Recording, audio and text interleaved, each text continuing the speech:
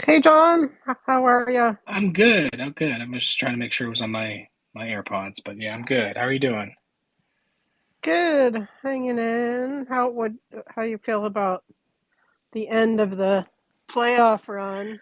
Well, the end of the playoff run, I feel not so good, but the season, I feel great. I feel awesome with the season. Yeah, yeah. The I actually felt really good about the series too, except for the last game. I think the last game was rough.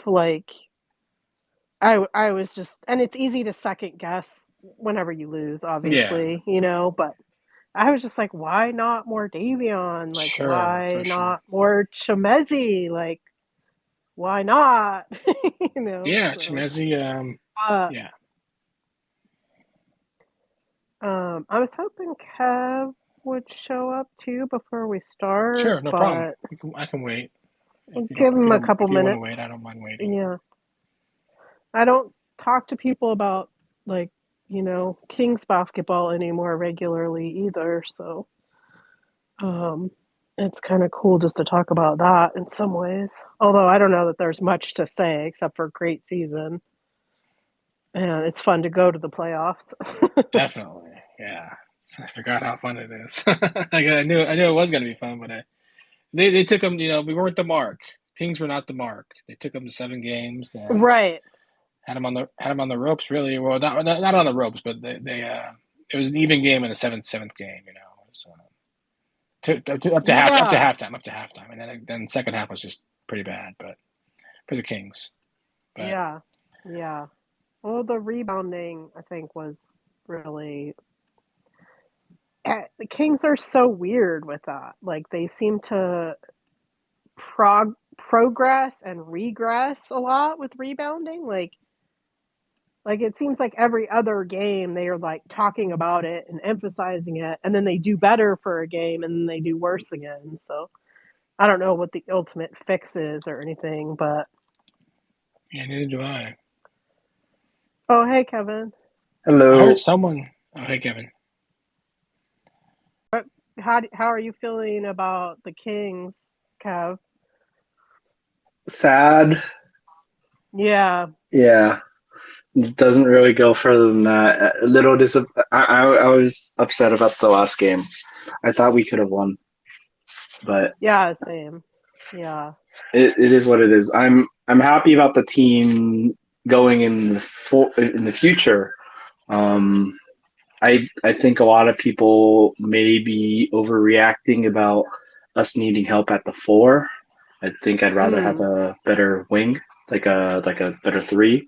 But there's not a lot of yeah, threes available right now, so it is what it is. I'm sure Monty will figure something out. yeah. I agree. I feel really optimistic, but then it's funny, like reading a book like this where it's like, wow, so many things can go wrong, Yeah. like, I mean, so, but yeah, I watched some of like the exit interviews today, and those were pretty good. It seems like all the guys pretty much want to come back if they can, and I don't Hmm. know, that's good vibes. Yeah. The exit interview that reassured me the most was Kevin Herter's realizing that he needs to work on conditioning. Yeah, If we get a in fit Kevin Herter who can keep up with defending guys like him and being able to hit his shots because he's not gassed the whole time, that'll help a lot. yeah. I think we need a three. I think we need a real three, or like a year of development for Kessler, so he is a real three. Yeah. Um, I mean, I that would be another option, but yeah, Getting a that's three that's is always the hardest, though. Um, well, you I mean, know, yeah, I feel like every team needs a real three, right? There's yeah, only yeah, like four great threes in the entire league. So, yeah. anyways, yeah. All right, well, let's get going. I tried to I screwed up my thread a little bit because I got confused on my pictures, and then I um have duplicates of some of them. But I tried to put less in here because we went for 2 hours last time, and I don't really know if we want to do that again. Um, But anyways, I'll just start at page 233 where we left off. And you guys just break in whenever, wherever you want to with anything. We don't have to go in order. I don't think my thread is totally in order either. But I thought one of the most interesting things in the whole book was the stuff about the television contracts and how he talks about like how there was like the three, like every network had like the three main advertisers that would like buy in on their sports packages, and so there was like a car and a beer and like a life insurance company, and it was the only time that they thought that they were actually like selling products to men who would like make decisions about the family purchases. And I thought that was pretty fascinating, and I kept track of the commercials that I saw on the ABC game, and there were a lot of beer commercials, I gotta say. Um, I didn't write them down or anything like that, but I just tried to remember. There was like truck commercials, beer commercials. Now there's more like fan gambling commercials too. But I think like a lot of the television stuff still holds true. And then when he was talking about like the Rune Arledge guy who kind of like did the really successful marketing for ABC and how he built it up by like making like new rivalries and by using replay and I think that still again is like how they present it in a compelling way as like a live sports package is later on, way later on, when they're telling the rest of the Kermit Washington story.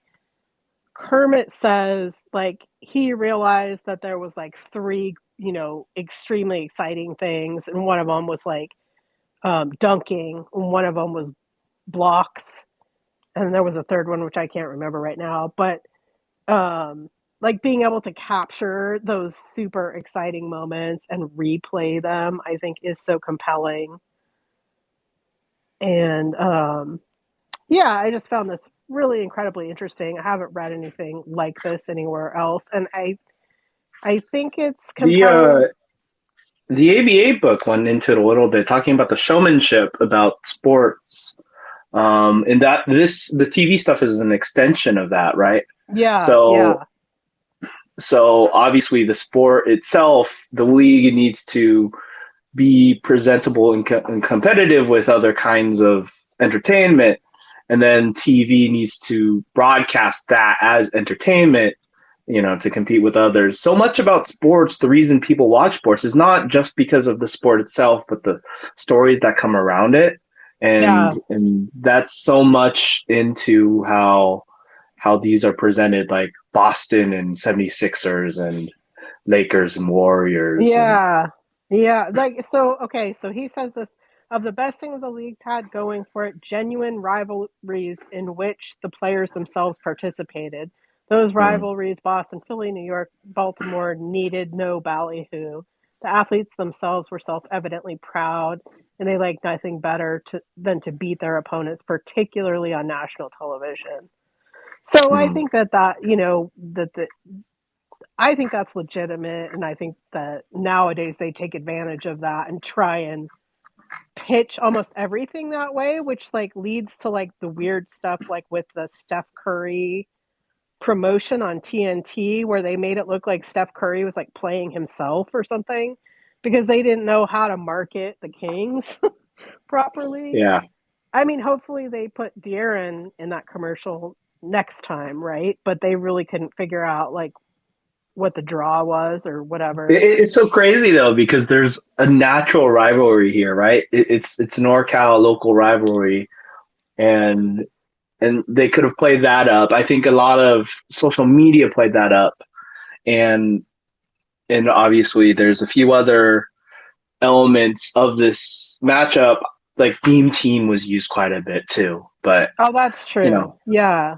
I mean, that's such a fantastic marketing scheme. The whole Beam Team thing, I think, is yeah. so catchy and so simple. Yeah, Um, it's infectious. It's yeah, delightful. yeah, for Um, sure. one thing one thing about the broadcast stuff, it didn't feel very relevant for a long time because lately the NBA is very good, so they just keep on renewing with ESPN and all the other people on all the major, you know. But TV has come up a decent amount the past few years because there was the whole China thing. Yeah, So the TV the rights in China came up, and then now with the death of the RSN, um, certain the Bally Sports, which I think like 8 teams have, went bankrupt. yeah, So that's gonna change the dynamic in a few teams, and everyone's going streaming. So maybe League Pass will get a lot better. Who knows? But the death of the RSN is going to be very interesting in regards to how the league and the teams handle broadcasting and TV going forward.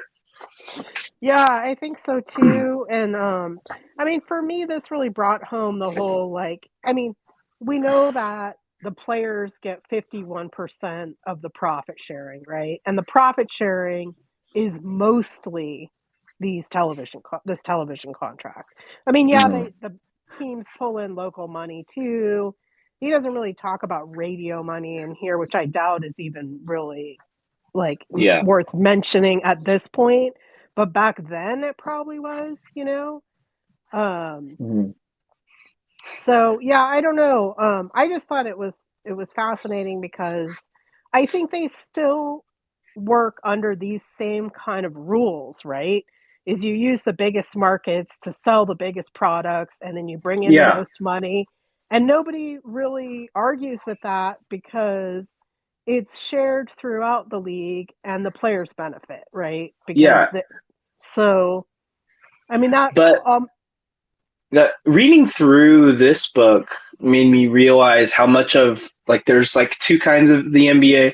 There's the NBA that the whole league goes through, and then there's the national TV NBA. So you know how everyone talks about the Lakers, Warriors, and all the teams that keep on coming up on national TV. But then when teams like us and the Timberwolves come up that don't get a lot of looks, it's like they have no one's watched it because it's a totally different NBA. yeah, it's true. I do so and I think okay, so he has this one so what Arledge understood about the medium was its immediacy, that sports did not necessarily need a history or roots, that he could, if necessary, and if the sport translated itself into pictures, create a constituency for it. Nor did he mind if an event seemed boring, focusing attention on the broadcast booth and making the action there as important as the action on the field. So I thought that was just really interesting of like this kind of idea that the television medium I mean, you go to this game at the arena, right? And you have all the in-game ops stuff. And I don't know if you guys went to that happy hour with Scott Moak that James Ham did.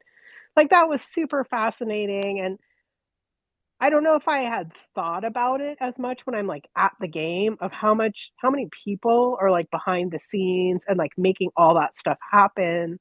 But it's funny and it's fun and it's part of the experience. And I like that he's saying here that the television experience is something totally different, right? And that the ops are like the broadcasters and the broadcasters themselves. And I think he talks about Howard Cosell and stuff at some point too, become their own level of stars, right? And a part of the entertainment is what they're adding to it. Um, so, anyways, I thought that was really observant and interesting that he includes it here as a part of Rune Arledge's strategy is to add this extra layer of celebrity on top of the event, you know.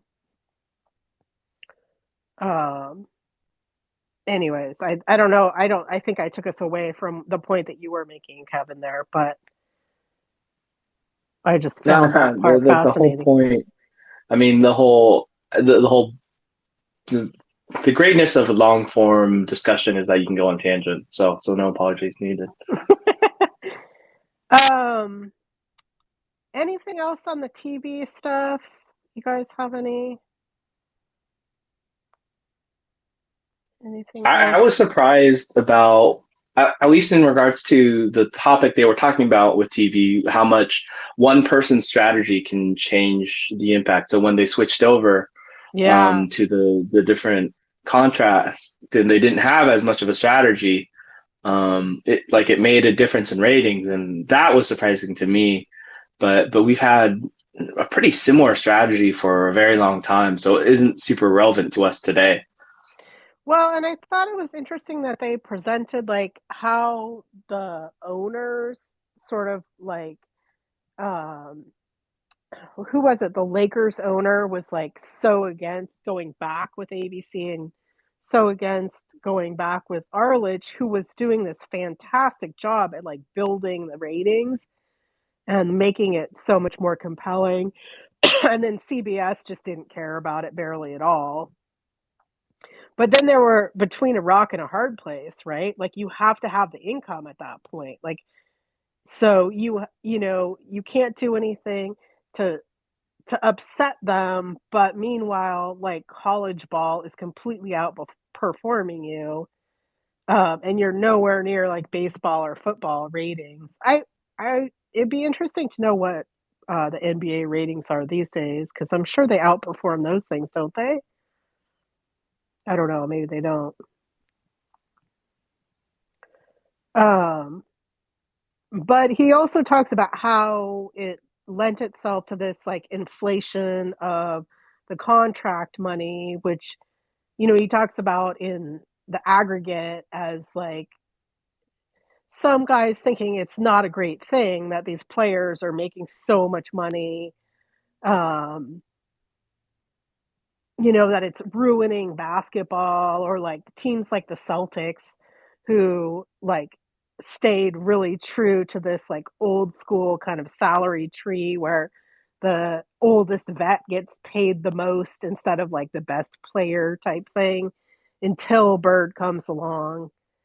Um, and then he does touch on the ABA contracts, like also having an impact on inflating the NBA contracts, just through the sheer force of competition. It's a good thing, I think. But this is an older time period. Of course, it was whatever 43 years ago, right? So, Yeah, and yeah, before, because it covers a lot of ground. But I think someone's got to make the money, but might as well be the players make half of it or 51% of it. yeah. And I don't think like well, he does a really good job of like presenting the history of the players union and the first CBA. But I don't think he covers like when the players started receiving a specific percentage, as per the CBA. Um, so that's it. That part I don't know, but it is interesting because I know at different times, according to the CBA, it's been different. Like it was 53% at one time, it's 51% right now. I don't know what the new one is. So it changes according to each agreement. And then, okay, so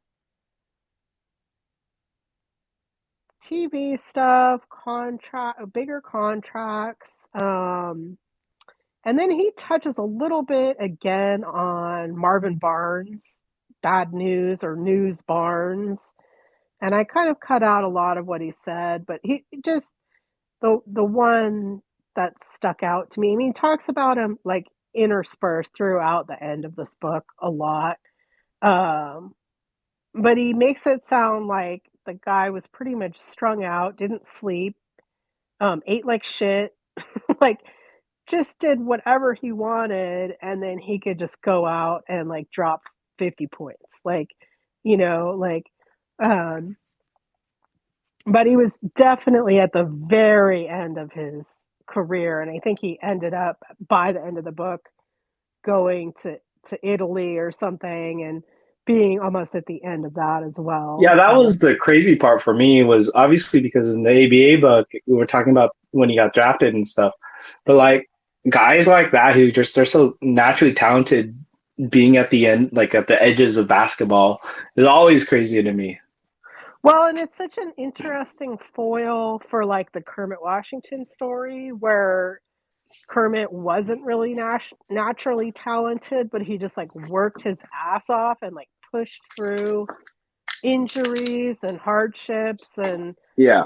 self-doubt to like just be an okay player. And then somebody like Marvin Barnes who just has this like ridiculous amount of talent that he doesn't really have to work for at all can still just walk out on like it says, let's see, and like I mean they talk about him as if he's like completely profligate too, like he just spent all his money. He probably made like $4 million, but he spends it all on cars and coats and because news has to look a certain way to his people. And um it talks about how, let's see, meanwhile the ball boy isn't taking care of the other players like he's supposed to because he's out behind the arena shining up Marvin's, oops, I lost my place. But he's the ball boy's out shining up Marvin's car. Um, and Marvin's in the biggest pimp's hat you ever saw, a mink coat that must have cost $10,000. And underneath that, his basketball uniform. Marvin, he's eating Big Macs and stuffing fries down his throat. Have no fear, he says. News is here. That night, he goes out and scores maybe 49 points. He gets maybe 25 rebounds. He was so good. His body was so strong. He thought it would last forever. That he could do anything he wanted with his body, keep whatever hours he wanted, put anything inside him he wanted, and there would be no price. Too damn much natural talent. Maybe it all I came. feel like go ahead. Maybe it all came so easily to him. He never took it seriously. I feel like in the modern NBA, at least in regards to like eating food and conditioning, that would be so hard to find someone who is just so gifted and just ate like shit. I'm sure all these guys, like the way people treat their body, the way that's viewed is so much different in the modern NBA than we've read throughout all these historical books. And I mean that's especially like apparent in some of the chapters about health, with Walton Yeah. especially. But there's no way that I mean Keegan had to buy Chick-fil-A every time, but other than like once in a while, other than the rookie duties, I'm sure these guys have like cooks and stuff, and they eat great, and they care about conditioning and all the stuff. Yeah, I mean, I wonder to a certain extent, like I think also guys are getting paid a lot more. Like I mean, this level of contracts going up and up and up and up has just continued, right? And for that reason, I would think it's worth, taking that much better care of your body. But I'm sure there's guys who fall out of that. I mean, or like Joakim Noah, right? He's the guy that like I can think of right now that there's like stories about him like partying his ass off and like showing up the next day, and still being able to play and in some cases not being able to play, um or like Cherokee Parks, like just random kind of dudes who just couldn't hang on or got sucked back down to like the drug taking. I mean, I'm surprised he talks in here about that there was guys, a lot of guys smoking weed. I'm sure that totally still happens, but he said like a lot of guys were doing coke, and I think he implies that Marvin Barnes was pretty strung out, at times. But he doesn't say specifically like on what, but I think we can infer that there was sort of a deeper, darker thing happening. Um, and maybe not, but he sure makes it sound like he didn't sleep regularly, didn't eat. just crazy. Both sides of the coin are pretty intriguing, I think. Um, So he talks about that. He mentions Marvin Barnes and how much talent he had, and then he goes into the whole Kermit story. And the whole Kermit story was just like so sweet and so endearing. And, he had no memory as a little boy of anyone hugging him. Like, he just never had any person in his entire life who loved on him. And it's like he found his way to basketball sort of randomly and had to work so damn hard. And then I just thought his story was like, it made me sad. It made me love him. It was so interesting to read it, like, from you know, the perspective of like knowing that he was the guy that punched Rudy Tomjanovich. Like, but he's just a good guy who worked his butt off, who like played through injury, who was never great. You know what I mean? But he had to do all those things just to stick. Like, and so I found his story really really compelling.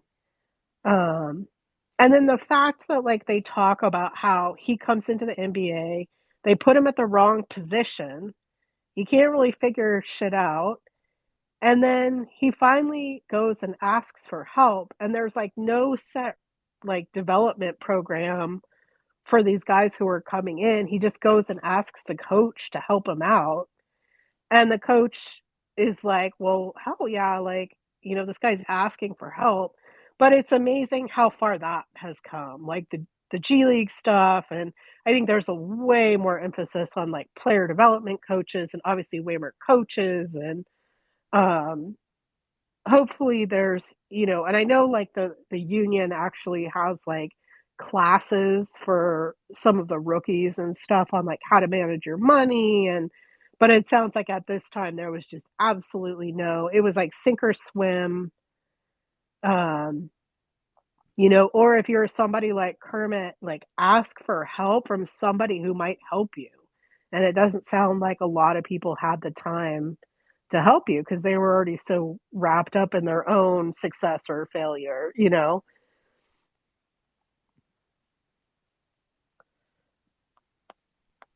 Uh, so the Kermit story, like I said, love that one. I don't think I did a great job of catching all the other ones, but they sort of he gives these overviews of like the Philadelphia team when they go there, the New York team when they go there, or the Boston team when they go there. And I thought those vignettes of like the history of the team and where the team was now, and then the sort of like how the team was transitioning into their new phase was really good. Um, and then he talks Yeah, a lot about like, oh, go ahead. I'm just gonna say that talking about the other teams just adds so much to like making this book stand throughout history. It captures the moment in history, like going through all the important teams and all that. I think this book really does a great job in capturing what it was like in the NBA during that time period. That's pretty special. Yeah, and he just traverses through like so many iconic and non-iconic players too. Like, I mean, from Earl Monroe to Willis Reed to Julius Irving, and then like, but the guys that he really, in my mind, like focuses on and presents this great picture of are like Tom Owens or somebody who is not these icons. And makes them heroes, I guess, and not, I appreciated that for sure. I think he also did like a great job. He talks a lot about Lionel Hollins and oh gosh, Maurice Lucas, is that his first name? Yeah. Waiting to get traded, and how like it's just puts the whole team on edge, like how they're just kind of all waiting for the hammer to drop, and like basically everybody's kind of uncomfortable and awkward and like wondering what's going to happen with them and what does this mean for the team. And um he talks about how like uh Lionel and Lucas were both sort of unhappy and adrift in the team. But then there was guys like Abdul Jalani who were like, well, like this guy gave me my chance and I'm playing in the NBA and I'm making great money and like, I don't feel like as, disgruntled as these guys do. So I thought that was also a really great representation of like how uncertain life in the NBA is, and he also talks about it like in terms of like Kermit when he first got to Portland, the guys how they have to move around and like how they're encouraged not to buy houses in certain markets and like I think I like again I was watching exit interviews today, but Trey Lyles is really good. Like where somebody asks him like you've been on, whatever like 8 teams in the last 5 years or something like that. And he says, yeah, I feel like I'm finally home. I want to come back here. Like, I feel like I finally found my groove and I feel like these guys accepted me. And like, that must be such a great feeling, when you feel like you've just been like never finding it and just going from team to team to team. And people aren't really maximizing you or appreciating you. And you're just always unsettled. So I think that's a big part of the NBA that like we as fans were like, oh, just do better, oh, just be great, oh, like just go play 30 more minutes, like without really like completely understanding these people as humans with emotions. And um anyways, I thought all of this like went really far towards humanizing all the players in a really interesting way. And then he goes into, let's see. Oh, this was a good. He was with his team and he was not with it. He wanted to be traded, and they had said that they would trade him, but nothing happened. They told him that they could not get what they wanted and that they were not going to give him away.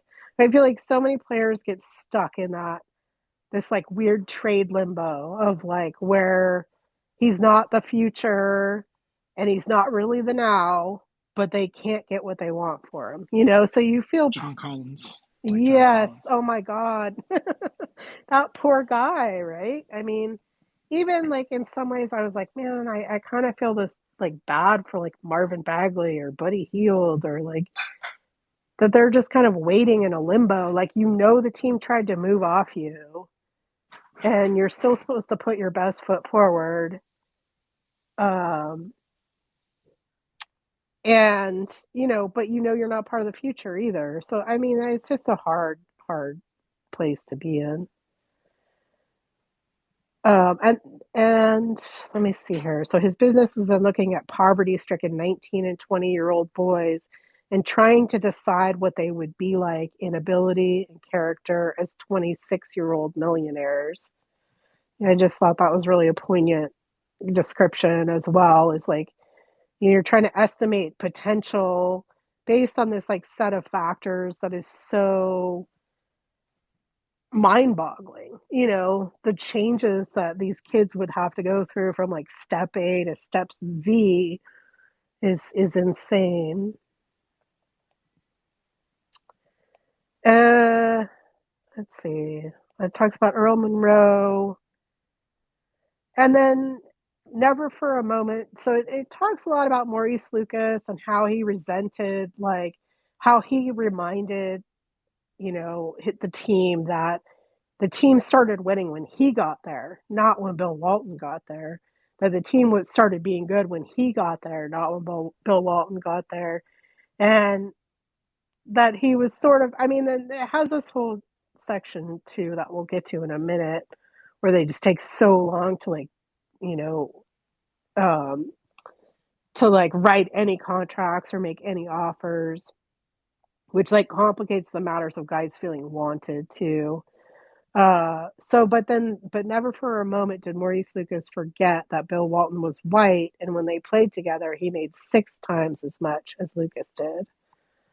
So I thought that was also poignant. Like, I don't, we talk so much about Bill Walton in this, and like I don't think Bill Walton came off very heroic at all, right? Did you? Like he seems sort of like a villain in some ways. Not because he's totally a dick, although he does seem like he's a dick when he's hurt. I don't think anyone was really. It was too. It was a gray book, gray characterizations. Painting in shades of gray. So I'm not sure Walton That's was. true. There That's was a true. lot of compassion for him. I felt like from the writer, from Halberstram, and a lot of like where he was also critical of him as well. But I don't know if anyone was really. I'm trying to think of who the villain would be or any villains. Weinberg was the villain. Yeah, Yeah, no. Weinberg was a deal maker. He wanted to win the deal. Every deal he Hmm. made, he wanted to win. Yeah, every deal. Kind of I like can't imagine anyone getting off worse in this book because how many of the problems of the team was caused by him? Yeah. It's so poignant in the story he's trying to tell that he has to come off as a villain in this story. I think that I think that they showed Bill Walton in so much depth that he felt really human, not a character, not good or bad. He was a Yeah, that's a good flawed, take. but he was a flawed person, but aren't we all, right? Yeah, no, that's a great take. And it's not his fault that he got paid 6 times as much, right? Yeah, I mean, yeah, he didn't offer himself a contract. Like, and I mean, I think they talk later on too that like Weinberg like was good friends with Bill Walton, but and Ramsey was like, well, why don't you try being friends with Maurice Lucas? Maurice Lucas is also a great guy, and it's kind of like, well, we know why. Um, so, anyways, I mean, it's part of the broader narrative here that he's talking about racism in the NBA, and this is a really easy way to show how it was explicit, right?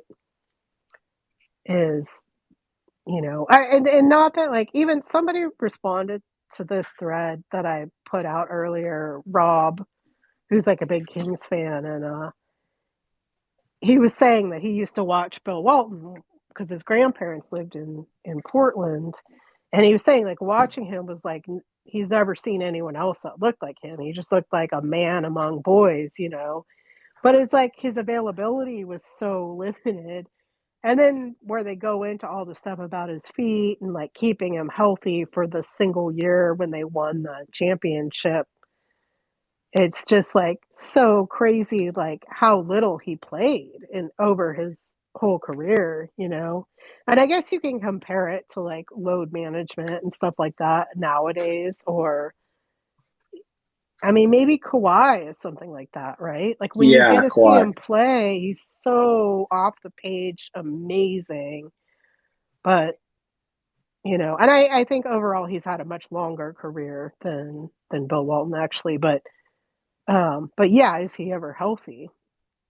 Can you depend on him? Or like Zion too. I hate to say it about Zion because his career is so in its infancy, but it's almost a same situation where they can't keep his feet healthy. Um, and Yeah. Though it's the like difference is because of load management, these guys are arresting it while Bill Walton drove his feet into the ground because he played through it. yeah, And yeah, and I think that might be a pretty big difference for at least Zion in the future because Steph had all those ankle injuries earlier, and Embiid had all those injuries earlier, but that's they true. Yeah, yeah. because of And the I'm modern sure they NBA they have a real career. Yeah, hopefully there's enough advancements. I mean, they talk in here too about like the brace that they make that helps for that year, and I mean the drugs and stuff do too. But I think that's a lot of the stuff that they use nowadays. Is like I know Steph wears ankle braces, De'Aaron wears ankle braces, which I noticed because I also wear an ankle brace. But yeah, so I think there have been a lot of advancements, but I was thinking about the Zion situation because he's so amazing, he's so great, he's so fun to watch, and but if he's out there, he's like the main hub of your team. And so you can't have the main hub of your team only play 50% of the season, right? I mean, anyways, it's The tragedy of the Pelicans is that their second best players also injured often, and they're rarely playing at the same time. So Brandon that's Ingram true. Yeah. and Zion are always hurt, and they're never hurt at the same time. Yeah, no, that's a good point. Okay, so the Weinberg stuff, so it goes into all of his like real estate stuff and how he thinks he can just like apply the business stuff to the NBA. But he does talk about, so the real estate connection was not irrelevant. One of the attractions to owning a major sports team for a modern American millionaire was the ability to depreciate the athletes for tax purposes, a procedure which could make even a bad team valuable. No group of businessmen better understood depreciation than real estate operators who knew how to buy buildings and set off other income by depreciating them. And then when the depreciation ran out, to sell out for a profit. Practice helped explain the revolving door ownership of the Boston Celtics, one of the league's prized jewels, as owners came and owners went, always with a tip of the hat to the IRS. But I just thought that was really interesting and relevant because our last president did this to, which he's also in trouble for right now. So anyways, yeah, that still happens. That's a skill. That's a thing. I didn't know that was a thing in the NBA so much, but it was interesting. It's probably less of a thing now though because of how hard it is to buy in. Like, how Yeah. much did Balmer pay? Some $1 billion to? 1.5, I think. Yeah, 1.5 billion. Wow. It's a lot more now for any franchise that they would be. I mean, I think for any franchise would be about that or more, right? I feel like I feel like I saw a valuation list recently, but I don't remember. I almost want to say that teams are up to like $3 and $4 billion, but I maybe know the that's Knicks not right. definitely are. I know the Knicks definitely are at least. Yeah. Um, so then it's the only player who'd gotten to know socially was Walton. Why don't you get to know Lucas? But we know why.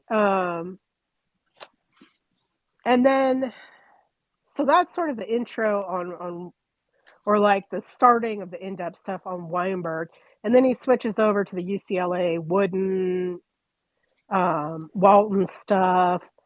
I thought that Um, was the best chapter of the book, oh, the really? UCLA stuff. That's, you Yeah. should talk about it because I kind of skipped over it just because, okay, my dad's a huge UCLA basketball fan, Ah. but I am not. So I was kind of like, yeah, okay. I Like, mean, I hate UCLA as like LA, beat LA kind of thing. right. But UCLA is the crown jewel of college basketball. At least one of them, among the Yeah. blue collar teams, and reading about how they've built that culture was really fascinating to me, and especially how Bill Walton was treated. The dynamic between the authoritarian coach and the star player.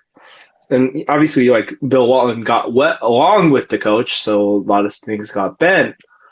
But like, I thought that the dynamic, like the exploration and development of Bill Walton to the reader, was incredibly interesting in that UCLA chapter. But I couldn't care less about UCLA as a team. Yeah, no, I get you. And I thought especially the weed smoking. That stood out to Yeah, me. The whole weed smoking thing was, and I mean that I think it's reflective of the kind of like political,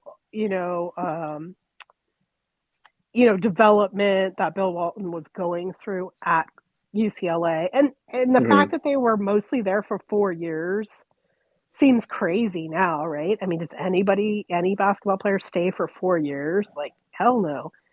Um But yeah, I mean that stuff was really interesting. I know that Wooden is like just absolutely celebrated, coach in mm. every way. And I don't. Well, the one thing that stood out to me is it says so there's all this fuss made about um, Lou Alcindor, Wooden, all the big stars at the time that created this like mythology of UCLA.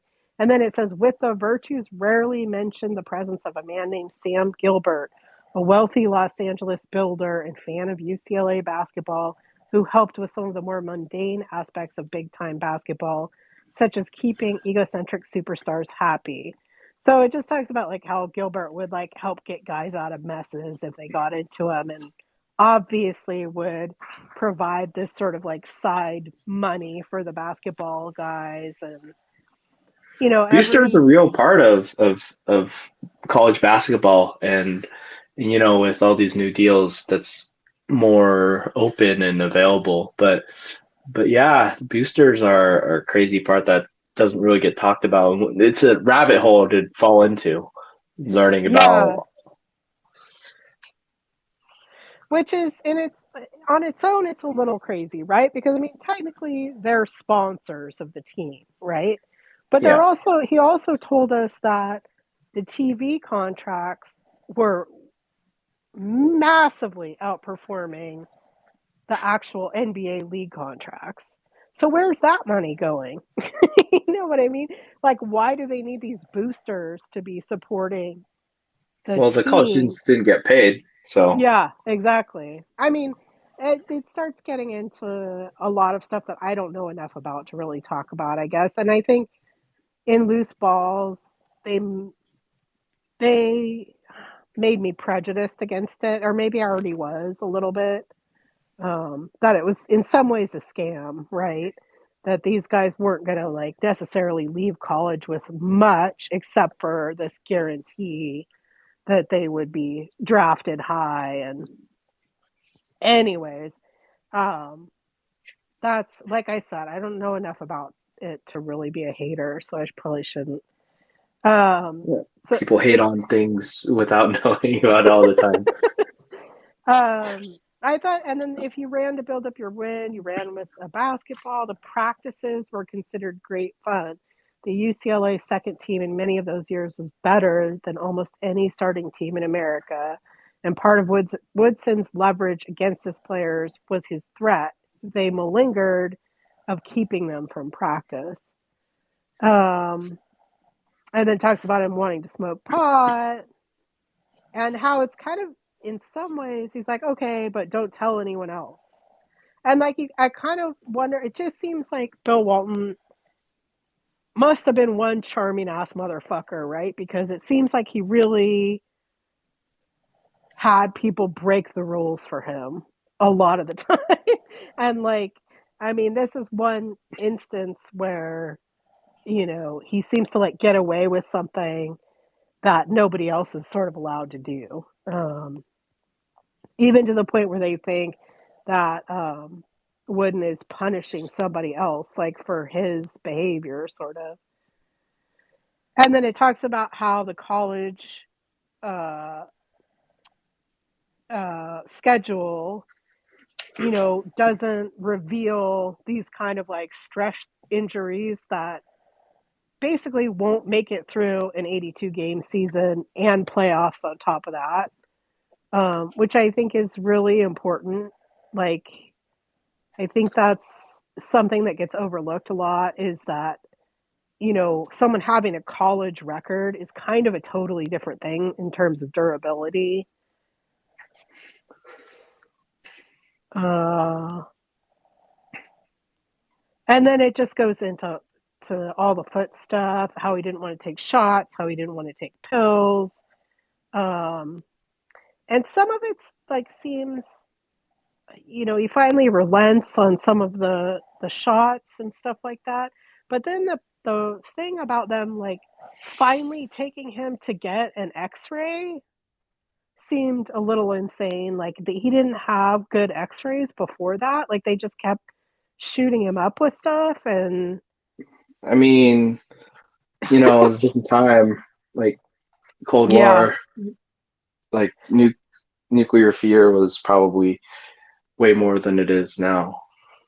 I guess you don't have just like an X-ray machine in the team facility either. Like you have to go to the hospital and Do they have X-ray machines in the team facilities? I no, I wouldn't don't think think so. no, but they do now. Like Do they? now, I think so. I mean, they say like, oh, that got taken care of after the game. Like they asked Yeah. I guess it wouldn't Aaron be about weird his to have a clinic. finger. Yeah. Yeah. Um anyways, so they go pretty deep into the foot stuff, keeping his foot healthy for that season. And then um and then the I think I did these out of order. So there's the Boston stuff, or first I think they go play Philadelphia first, and he talks about Yeah, let's who Philly deserve it. before Boston. Yeah. Yeah, which I think is further down in my thread. I don't have much on that except for the Daryl Dawkins thing, which I thought was hilarious because he names his dunks, which is how he got the name Chocolate Thunder. Um, but the Boston stuff was really fascinating and interesting because of all the weird contract stuff and how what kind of like a weirdo Red Auerbach was, but like everybody loved him. But he would like discourage players from buying houses there, like kind of the Yeah, same that stuff. stuff wouldn't fly in the modern NBA. I think the closest thing we have is Thibs. And even then, no one takes him seriously because of how out there that kind of stuff is nowadays. Like this like Yeah, weirdo authoritarian team leader. And the crazy thing to me was that people accepted the contract shit. Your value is your value right now, not the value you've given to the team. And that's just how they just screw over younger players because they accept that as a part of the culture. And that's such a wild thing to accept. That would never fly in the modern NBA. well, and believing, I think I didn't highlight it, but I mean, I didn't pull it, but believing that like his players should be poor, so they needed the playoff money really badly.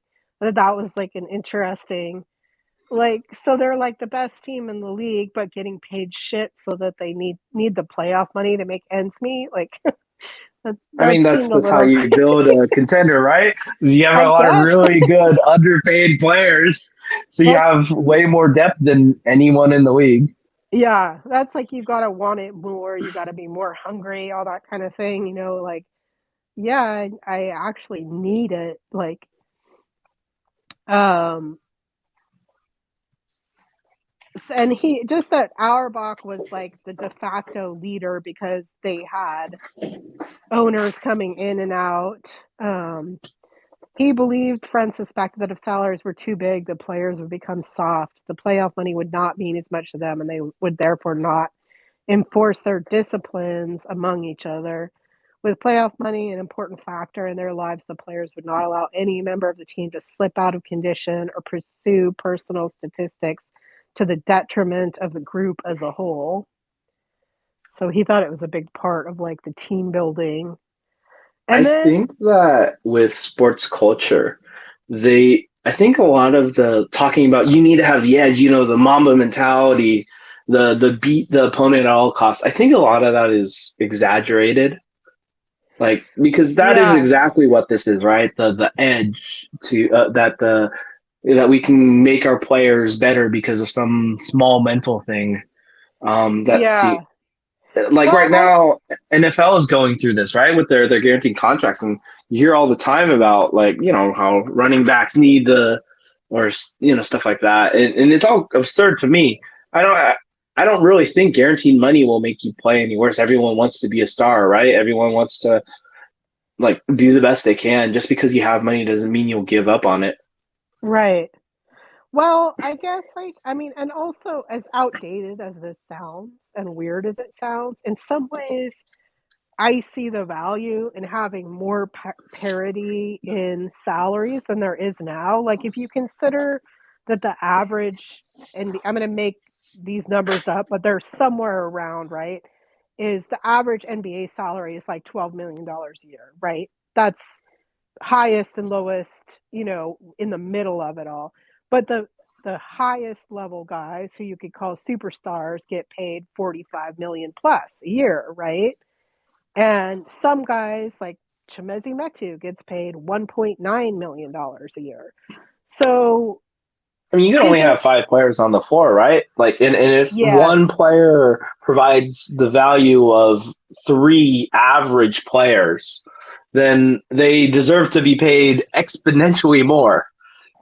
The 80-20 right. Um, rule, the old 80-20 rule that one of the books we read talked about that, like one player's worth 4 others. So Yeah, that's a great reference right there for sure. I guess like for me, like having pulled all the salaries this year, I was kind of like, dude, like, okay, so these teams that are super teams, Kawhi, Paul George team, for instance, like they're mhm. spending so goddamn much money on payroll, but they basically have those two gigantic salaries, and then they have two pretty high salaries, which I can't remember what they are right now. I could pull them, but um, The and weird then thing everyone else is about, shit. Like, and it's like, is everyone else shit? I guess is my biggest question. I mean, if you look at the Warriors, they're paying about the much same, right? Like their salary is like 200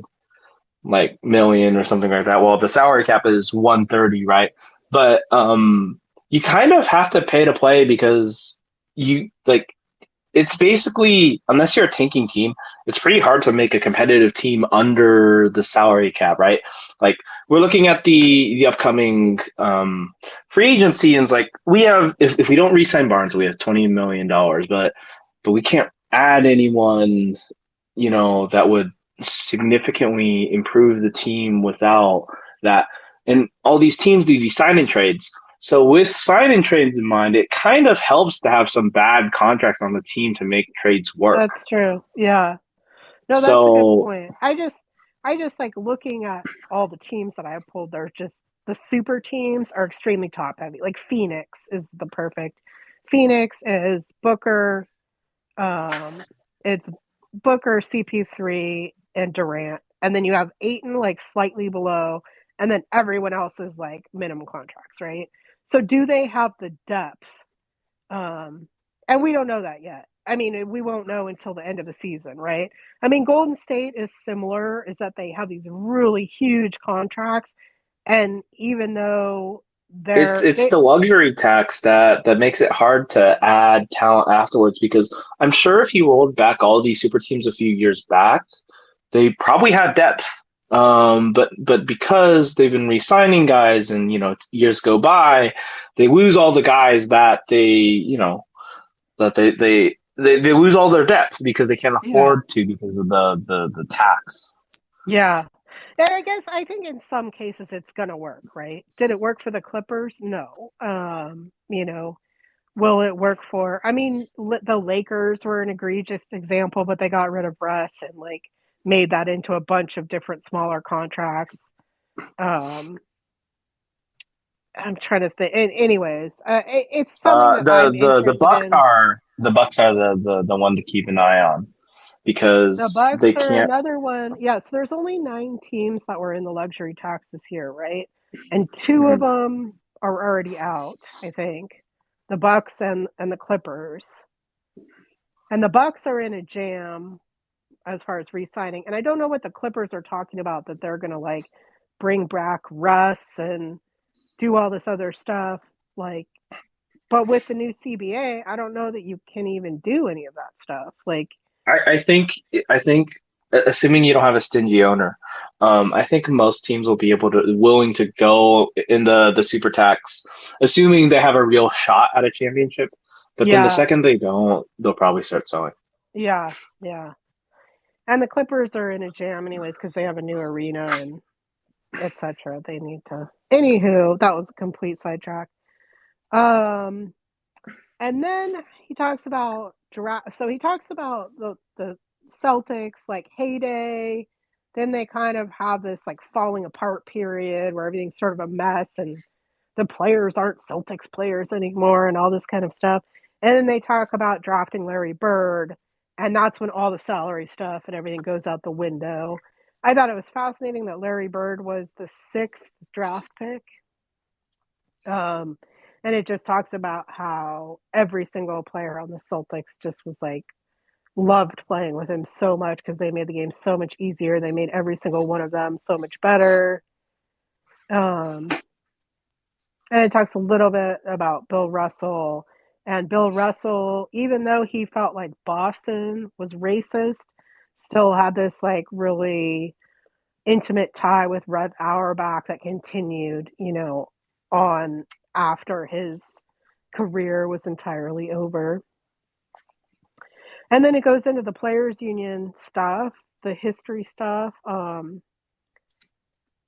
and Bird, just real brief. Bird was a draft yeah. and stash. He was like one of those players in NBA 2K that has 1 year or 2 years before he's going to come to the league because he was Oh, going to play that's his senior right. year. That's why he Yeah. fell to six really. Is what he probably would have Oh, gone earlier if he'd been willing to play, drop out of college or could drop out of college or whatever, or go I play totally immediately. read that, and I'm so glad you mentioned that because I completely forgot about that, and that makes it make so much more sense that he went fifth because he did stay one more year at college, right? Right. That's why Auerbach didn't care. Auerbach spent the pick Yeah. and wasn't going to give him that next year. Just wanted to lock him up. So I feel Yeah. like in the modern NBA, a lot of teams would be okay with that, like allowing a year away because I mean that's another tanking year while you get two talents. Right. So it's a free good, like it's just a free great pick. Yeah. I see. Oh, yeah. So in 1979, the Boston Celtics, once the tightest of teams, began the season with a payroll of $2,651,071, which we just said, like, the cap this year is like 130 million, I think. So it's increased slightly since then. Um, the highest in the league. The world had indeed changed because Bird signed for $650,000.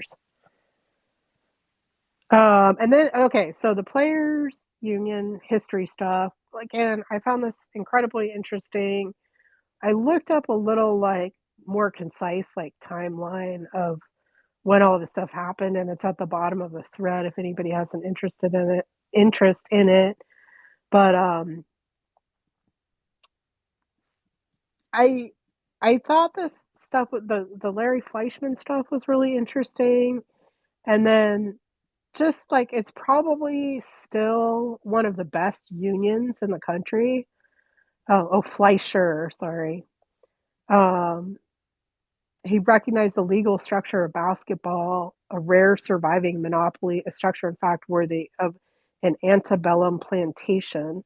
So they talk when he's writing about this, he uses a lot of interesting language that references slavery.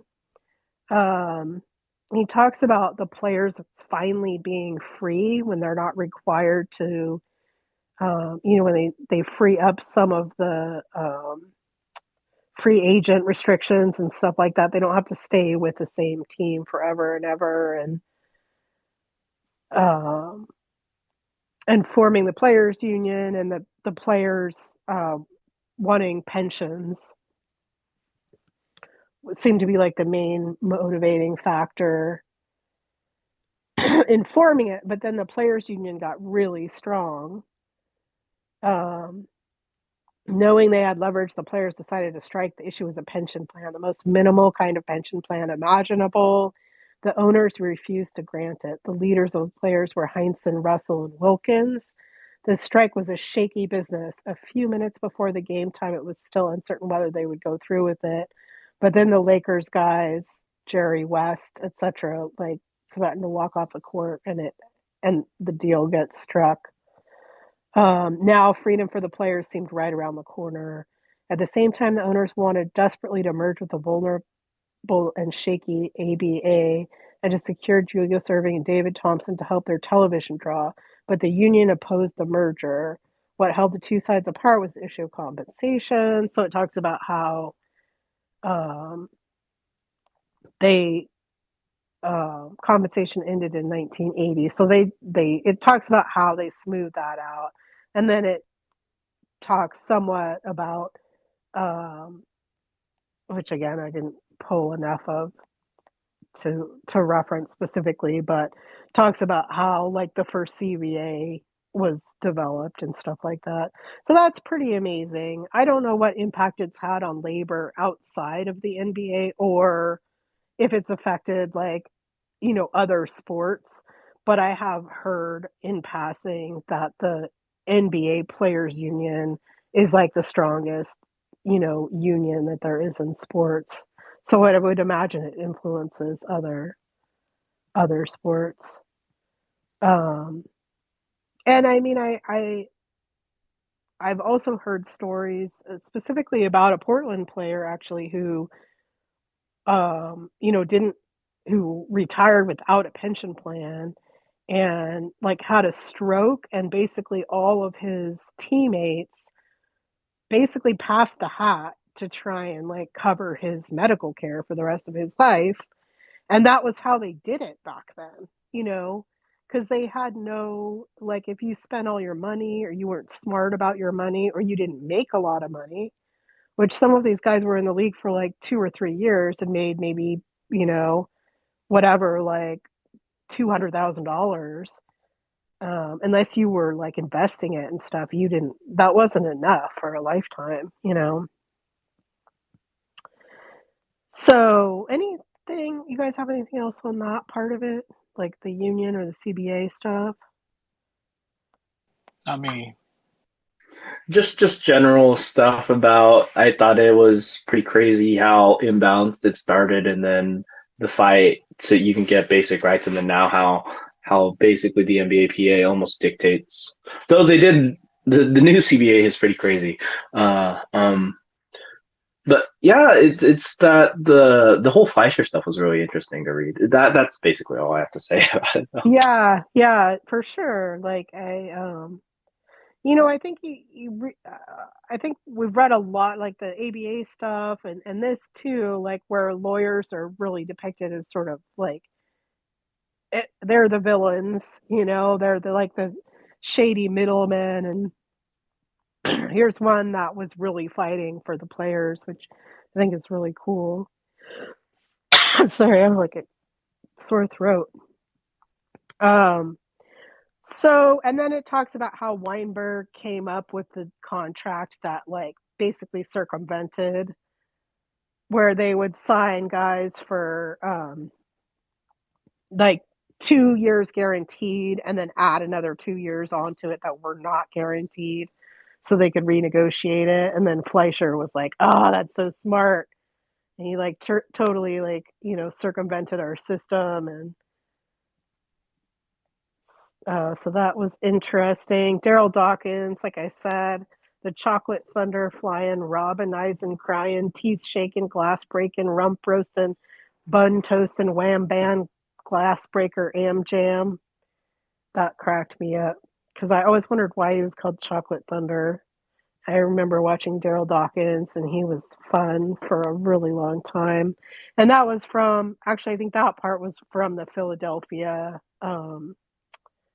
description, and where they went through like where Philadelphia was and talked a lot about Julius Erving again. And I didn't totally pull that because I don't know, I didn't have any more thoughts on it, I guess. Um, and then Fleischer, the Weinberg stuff is like what Fleischer thinks is like Weinberg. He thought must be a very smart businessman, maybe smarter than anyone else in the league. How wise he was another question. He just was not good at like the people part.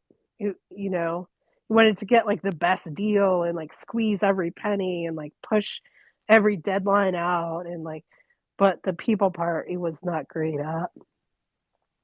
And it talks about Tom Owens' dad dying and him going to like take care of his dad's receipts and stuff and kind of figuring out that his dad like um the largest amount of money his father had ever made, he learned to his shock, was $8,200 in a year. He had no idea it was that little. It was like discovering upon your father's death a kind of secret poverty. So, and then that makes him like way more um, firm in wanting like a really fantastic contract to basically generate more wealth because like I think he realized that he came from total poverty. His dad worked his ass off and had nothing, and so he became even more intransigent about his contract. It And was. then Go ahead. no, I didn't. I was just going to move on.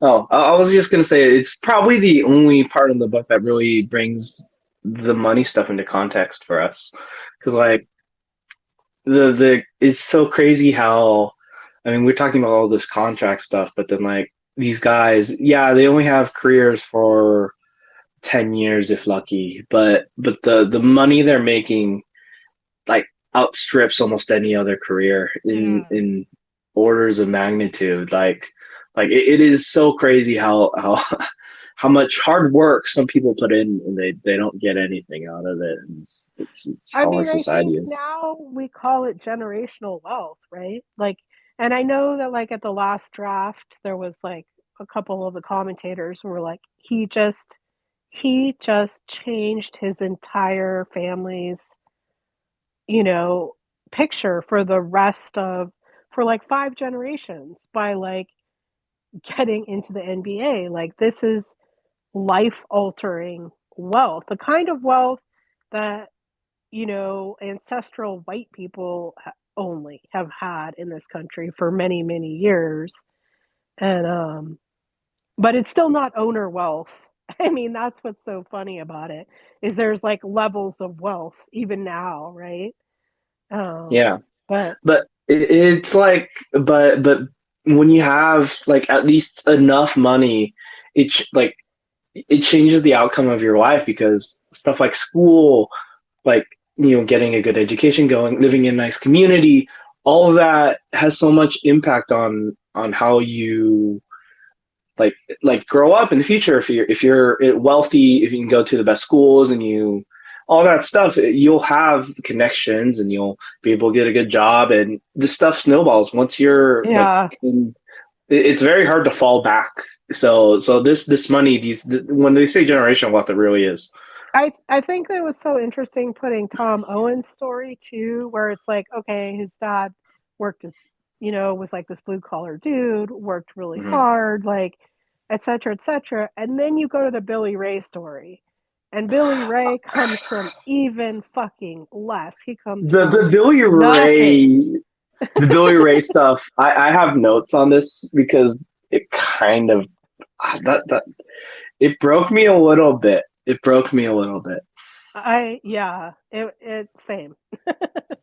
um, I had to look up, and so I put Billy Ray, like, he didn't really go. I was like, well, how long did Billy Ray even last in the NBA? He lasted in the NBA for 4 years. He basically like drank himself out of the league. He ended up being like a legendary player overseas. Um, but he wasn't without his problems. Um, and I think he says in here at some point, oh yeah, so Billy Jackson believed didn't drink all that much. It was just that he wanted people to think that he had been drinking and that he was a big man. In his senior year, Billy stayed away from booze and averaged 45 points and 21 rebounds. In the end, in his senior year, an astonishing number of once all white colleges, including Ole Miss, applied for his services. So it's sort of a harbinger that he puts here because Billy Ray, like I said, he was in the league for 4 years, sort of drank himself out of the league, um, and had this like legendary career overseas. But when he came back, he ended up in prison for many years, kind of like spent all his money, had other addiction issues. So sadly, sad to report, but still, what a fantastic story. Um, so yeah, so the Buckwalter stuff goes into tells Buckwalter's backstory, and again, he talks about Buckwalter's story in an interesting kind of way, where Buckwalter is sort of trying to be this like presence of good.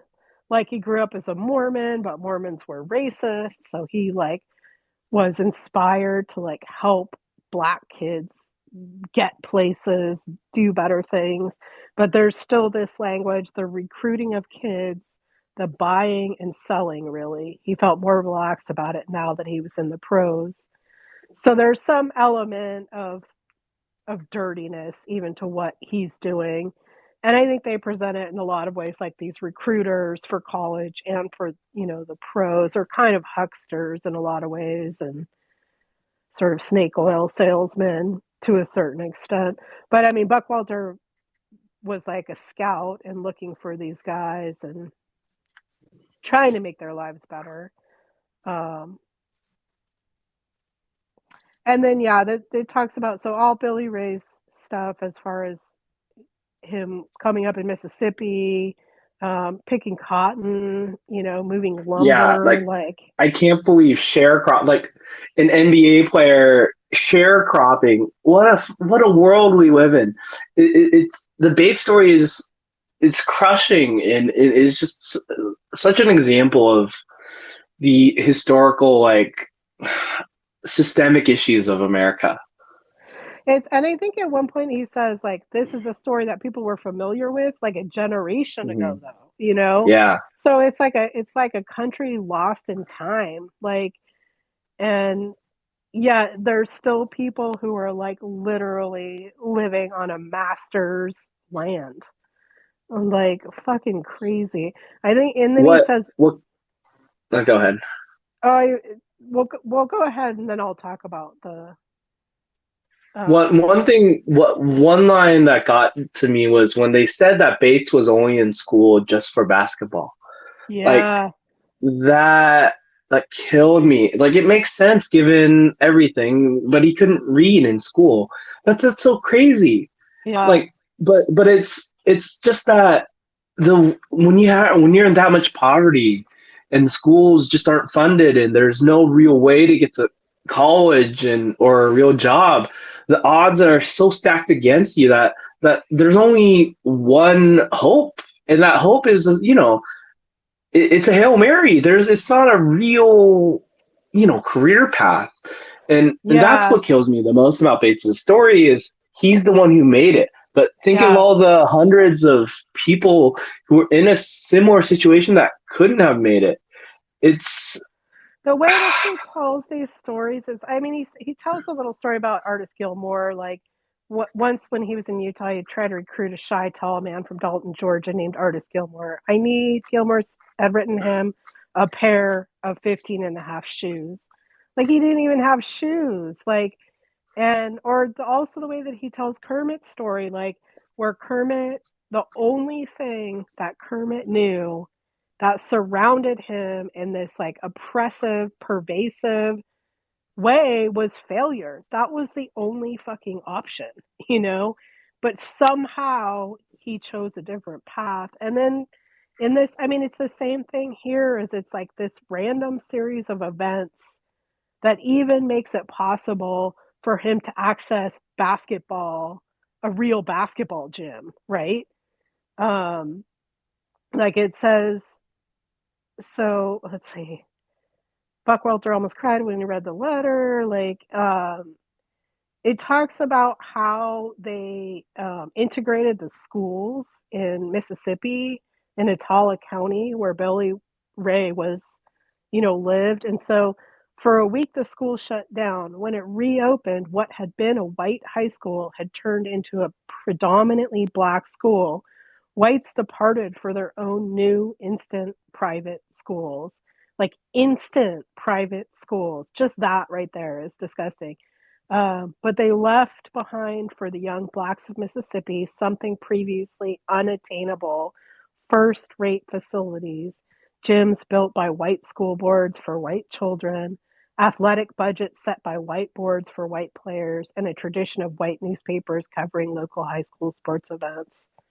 Like, I thought that was just, it's like a land lost in time, and then the change, necessitates these people for the briefest of moments getting the same treatment. And when they do, somebody can actually succeed out of that, just sad, like horrible, but also like hopeful. Like this whole time, I'm like rooting so hard for Billy to succeed and be amazing and have a great life, you know. Um, so yes, okay. So he gets to the league, or he plays for the Maine Lumberjacks. The Lumberjacks, such an awesome name. And I love this. What kind of plays do you run? Inman had asked Bates and Eckwood before the game. Oh, we don't run plays, Bates had answered. We just take the ball down and shake and bake a little. Well, said Inman, what do you talk about before the game? Where we're going after the game, said Eckwood. This is so great. Okay, and do you have notes on Billy that you want to read or No, I've already said most of my piece about it. I But think yeah, it's just it just was such a sweet story, and then that he learns how to read, you know, and he's so it polite was and just nice. so much more of a deep cut than I expected in a basketball book about, Oh God, yeah, about sharecropping and then our failing schools, not even being able to read, needing laws to enforce integration and the opposition about it and all of that, and he still made it into the NBA and then thrived in at least a few seasons. yeah, But yeah. Um, okay, so I think we're nearing the end here. So then I just have a couple of random things in here, like the weird story that he told about Ramsey like sweating profusely. I thought was really weird, and like how he had tried to like put Pampers under his arms, and um, that was really interesting. And that's when Billy Bates actually gets to the league, and when he actually starts getting playing time, and he's just like fantastic, and he becomes like a star overnight. With 5 seconds left, Billy Bates hit an 18-foot jumper, which tied the score, set the game into overtime. And it talks about how, you know, how he could just rack up the points real quick. Uh, it talks about the end of Marvin Barnes' career. Marvin put a lot of crap in his body over the years. He never had to work. Oh, that was, I already said that. That was a different one. So, and then this little ending piece on LaRue Martin, which we talked about LaRue Martin last time, who was like the rookie that never really worked out for Portland. And he has this last little piece in the book about how LaRue keeps trying to kind of like hint to the coaching staff, hey, I think I can like do it. I've been training really hard. And then he gets a chance in Indiana and he just can't quite cut it. And it's, you know, it's just sort of like the reminder that not everybody makes it. It doesn't work out for everybody, no matter how nice you are or how hard you work. yeah, You know. I think of like Harry Giles. Everyone in the locker Yes. room loves you, and we're all rooting for him. But sometimes it just doesn't work. I think it's crazy though that how desperation can screw you out of it because it seemed like he was probably going to get a position, but then tore something and got Yeah. injured, and you're out of it. And like you're just rooting for him so hard because he's, but I mean, I think a lot of times it mentions in here too, which I still think is like this just play through it. Like, you know, and it's like these guys, a lot of them, like people are always like, oh, well, they used to just play through it. It's like, yeah, they also fucking ended their careers or hurt themselves so bad they never came back or had surgeries that were that they kept having to have surgery and were never able to play again. So, I mean, I think it's like,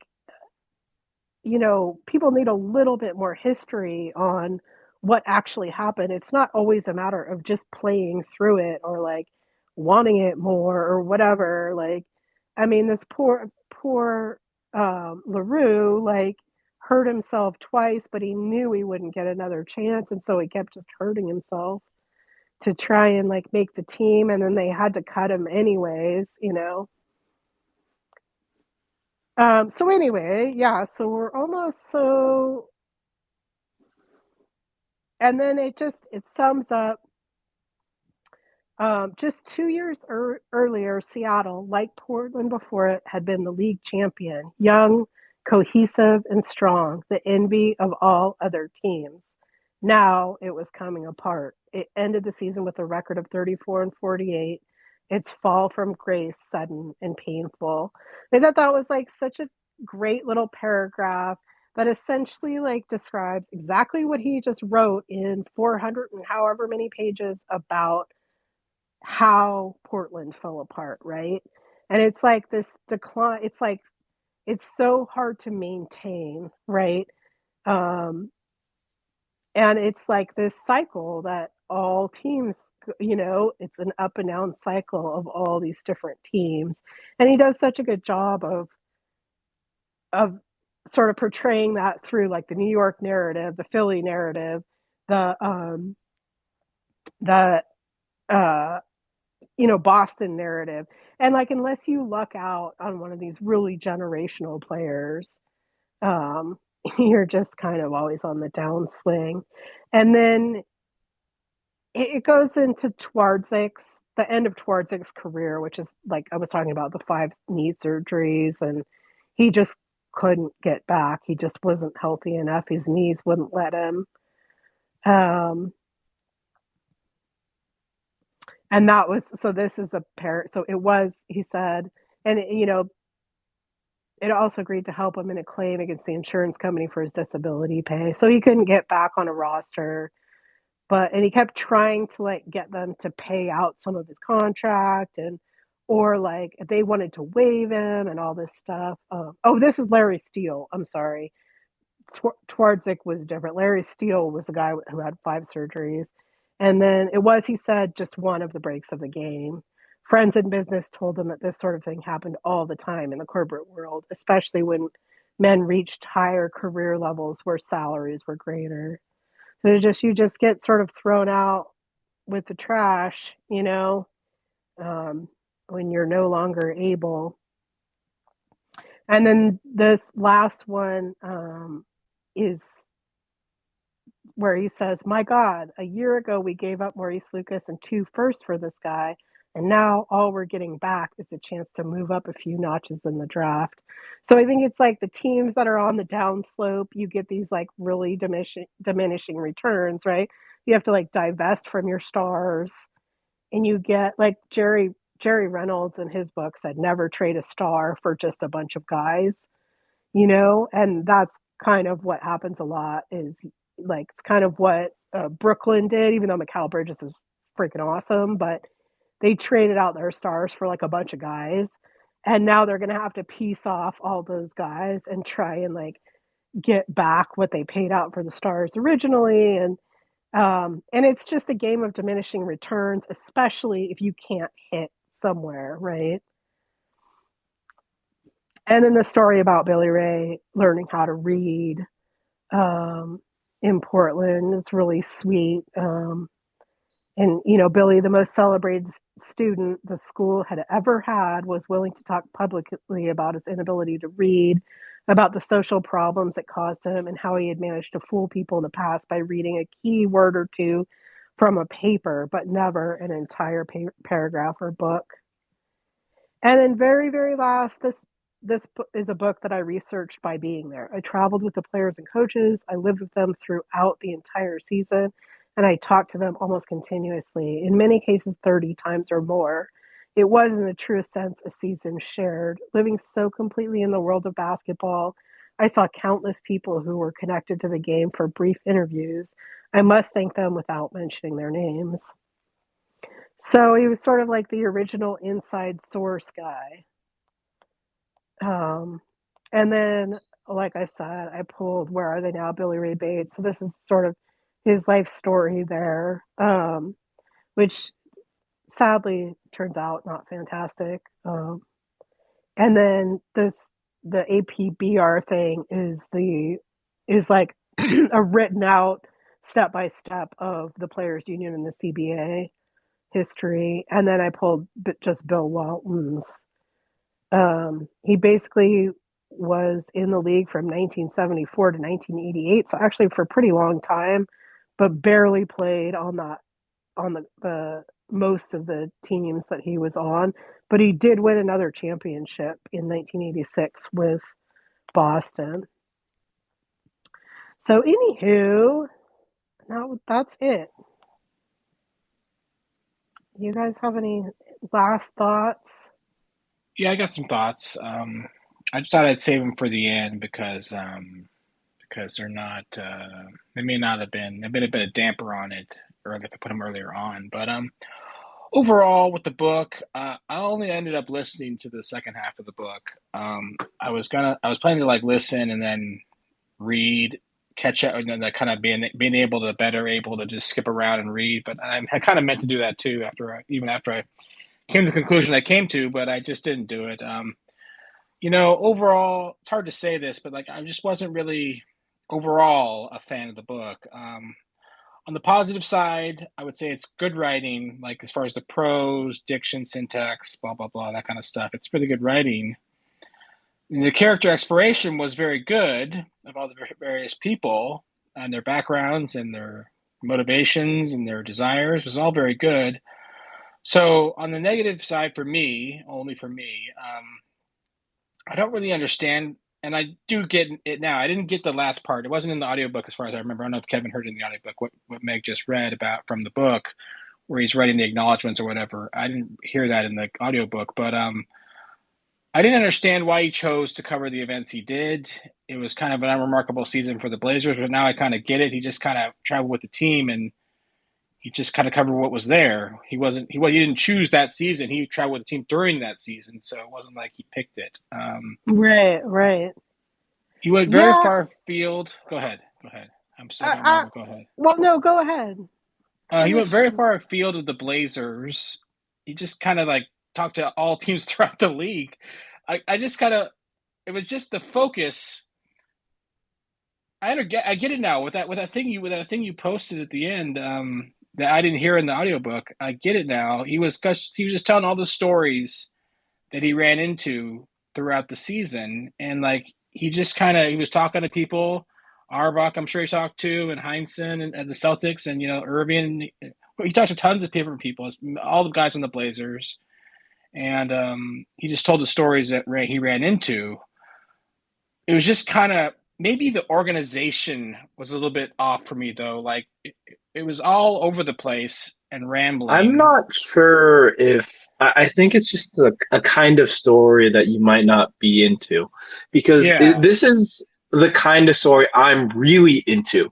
I love it when stories delve upon like even if even it wasn't in the audiobook, that the little acknowledgement wasn't, but even then I love it when it captures a moment of time. That's okay. What this does is that this book, it was about an irrelevant Blazers season that doesn't matter in the grand scheme of things, but it captures so much about what it meant to, be in basketball at that time. The stories about it. I love the small details, the stories that people have forgotten about. I mentioned it in the first time, but like John Boyes is one of my favorite like media creators. He does he did like history about the Seattle Seahawks or about specific pitchers, about players named Bob. None of these stories matter in the grand scheme of things, but it's a document. It tells stories about moments and times, it captures the essence. It tells interesting stories you wouldn't have ever heard otherwise. And that's what I love about it, is that they're mundane, but they're more relatable. They're obscure, but they're fascinating. None of these stories matter in the grand scheme of things. They're not attention grabbing. They're not important, but it captures the essence of the time. It gives really interesting historical outcomes. Like if we talked about the Sacramento Kings history, if you made about the 2015-2016 Kings, I'd love that. like a meaningless season, but it gives such insight into what it would have liked to have been a fan at that time. You know? So I agree with both of you. And I have to say, like, I think that listening to it might have been a really different experience than reading it because it is so fucking weird structurally. It's called Breaks of the Game. He has like three chapters that are like 25 pages each. And then he has one chapter in the middle of the book that is like 300 and something pages that's not split up at all. Like it's just like all this different shit all jammed together. And then he has a final fourth chapter that's like 30 pages that is like the epilogue. And then he has acknowledgments. So it's You called know, Breaks of the Game, and there's no fucking breaks. That's what's driving me there's four crazy. Like, chapters and there's four quarters of a basketball game. I think that was the intention. oh, that makes so And much sense. then is But talking about the still, I was season, like, and then all of the season is like chapter 3. You know, the yes. mundane. Oh I my think God. that was the intention. The audiobook had chapters. Yeah. I mean, I feel like for me, like that was where I was like, what? Wait, we're in Philadelphia? Like, what? And like, I didn't realize that I was so dependent on like even like numbers on chapters. It like helps my brain figure out spacing. You know what I mean?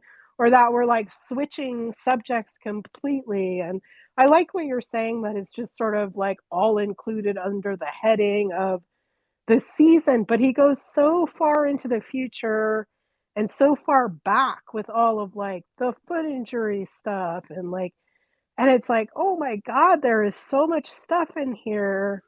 The Like, audiobooks chapters, they're there, but they don't, like, this book isn't broken up like that. So yeah, so the breaks aren't natural either. yeah. I really liked it. I really enjoyed it. I found my ABA knowledge really relevant, which I think was cool. Um, I liked finding out about Billy and I really enjoyed the Kermit Washington stuff. I liked like the stories about underdogs and like unknowns and people that make up the NBA that you don't normally hear their story. You know what I mean? I really like that. But it also dragged a little bit at I think I enjoyed the first part of it more than I enjoyed the second part. Um I just think yeah. maybe so editing, with more editing.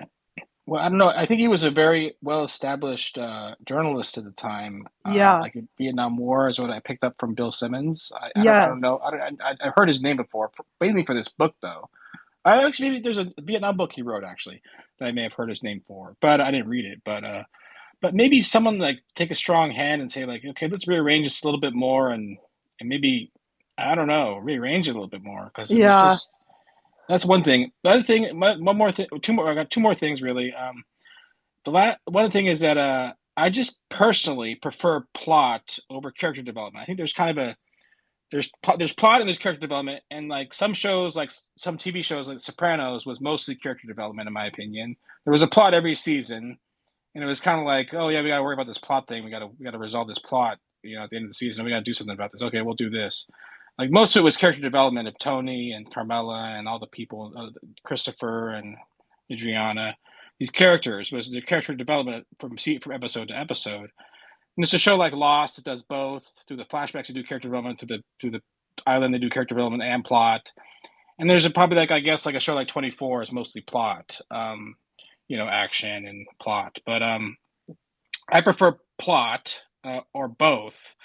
This was definitely character development focused for sure. Like As the Kevin said, it was not. basketball and the season Yeah, was yeah, almost an afterthought, right? Like they cover yeah, the actual game so little that you could easily forget that this is actually about a season of Portland Trailblazers basketball. sure. And the last thing I'll share, which is I don't want to call it controversial because I don't think it's going to cause any controversy, but it's just maybe unpopular, is that there was just I would say I wrote down a different word, different language, but I would say it's overboard on the race relations, in my opinion, by the author. The blacks versus the whites versus the blacks, the treatment of the blacks and the treatment of the whites, and just a little too much, I feel like. I know it was a lot further in the past, but I feel like if Halberstam was alive today and wrote a book on the NBA today, when I believe we would hopefully say that race has improved somewhat from the 80s, the early 80s. It's still a problem, but it's improved somewhat. He would still probably focus on it a hell of a lot in today's NBA and I'm an not. NBA book for I'm not today. sure if he would. If you look at look at the stars of the NBA. It's Embiid. It's Steph Curry. Yeah. It's LeBron James. He's Giannis Antetokounmpo. How many of these are white guys? How many white stars are there in the NBA? I think that was really important to capture the period of time. I mean, like, look, he went with the team and he talked to the players. Like, obviously, Mm-hmm. like Maurice Lucas being one of them. And I feel like t- if you're in the point of view of players at the time, that is just a perspective you'll get, right? Like it's an important part of the story to tell about that time.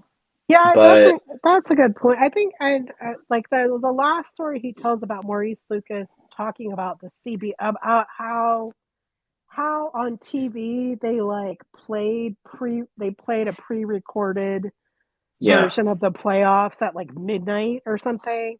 And mm, Maurice Lucas was like talking about how he thought it was because it's a black sport. And, um, I I think he was trying to give the athletes voice, right? He talks a lot about like the activism, and it's funny because I subscribe to Kareem's newsletter that he writes on Substack, um, and he's still such a passionate activist voice. Um, if somewhat outdated. And I think LeBron has like tried to be an activist. I don't know, how effective it's always been. Or like you say, like how much of it needs to be about race. And maybe the narrative has changed like slightly to this idea of like it's not just shut up and dribble. Like athletes do have a voice. They are millionaires. They are, important people in society. And in some ways, I think that the activism in the NBA, I love it. Like I love that they wear shirts with people's names on them. You know, I love that they like during the bubble, like the little thing that Doc said about gun violence, or like how Pop talks about society and politics. Like I love all that stuff, and I think this was the precursor to it. But I did struggle a little bit. it was a lot. It was a Yeah, lot. it was. But I also think it was important. Like I found it valuable to understand. And like I said with the whole Billy Ray story of where he was literally a fucking sharecropper in the 1970s. Like this was a different time, you know? And yeah, I totally understand what you're saying though, where it was like beating us over the head with it to a certain extent. Like it was definitely one of the main contrasts in every set of characters, right? Is what was their background, what was their ethnicity, and what was their political viewpoint, if he could get that from them. And yeah, I don't know. I would say like what I enjoyed most about the book was just I think he's a tremendous writer. I think the way he worded a lot of the content is really fascinating and interesting. Like I was pointing out, like that he worded, you know, some of the NBA players union stuff as if it was like, antebellum South, as if it was like these players finally becoming free and stuff like that. I think that's a beautiful style, is to like embed your allegory into the language. um but I do think it's mildly outdated as well. I agree with you there.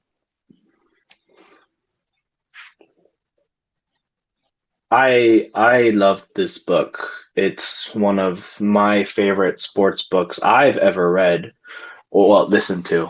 Um, Mainly because of the stuff I've mentioned about how I really like stories that um, capture a period of time, capture the feeling of being involved with the team. Like we can't ever relive the season, but if we experience stories like this, we can experience um, that. And I think that there was some stuff in this book I just adored. I really loved this one. Um, I think I have notes on this. Hold on, give me a second. Hey, John, do you think that Jake Fisher structured Built to Lose like kind of in a similar way to this book at all? Did you have ever have that thought at all when you were listening to it? No, I didn't have that thought, but I think that's a good comparison. Yeah, it was kind of all over the place, and yeah, and team to team to team to team. And meanwhile, in Sacramento, meanwhile in Boston, Yeah. Yeah. we're here now, and okay, all right, here we're now. We're And here like now. telling these really like deep cut stories Oh about, yeah, yeah. They talked about it in Nerlens depth. Noel or like, people that are completely ancillary at this point in the NBA. It's, yeah. I think Yeah, that this is like a pillar of basketball literature, right? Like every greatest basketball books of all time list that I look up, this is on it. hmm So in that sense, like I'm super happy to have read it. Same with Loose Balls. Um, I, you know, I think there's so much that like you would have to talk about it for like 20 hours to like talk about all the content though. yeah. The writing style was what I loved the most about it.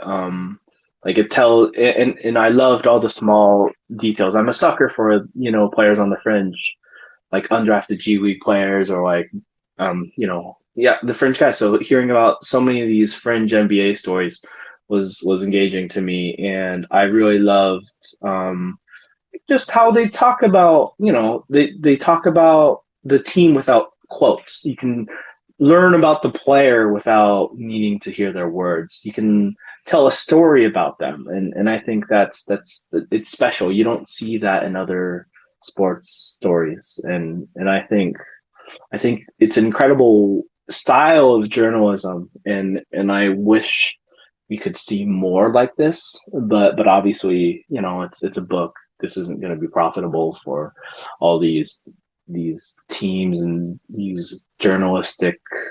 They always just want the clicks. This wouldn't do that. Yeah. Have you guys read the book of basketball? No, I haven't.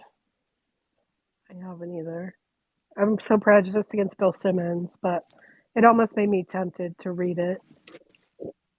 Yeah, good intro for sure. Anything else on this book? No, not for me.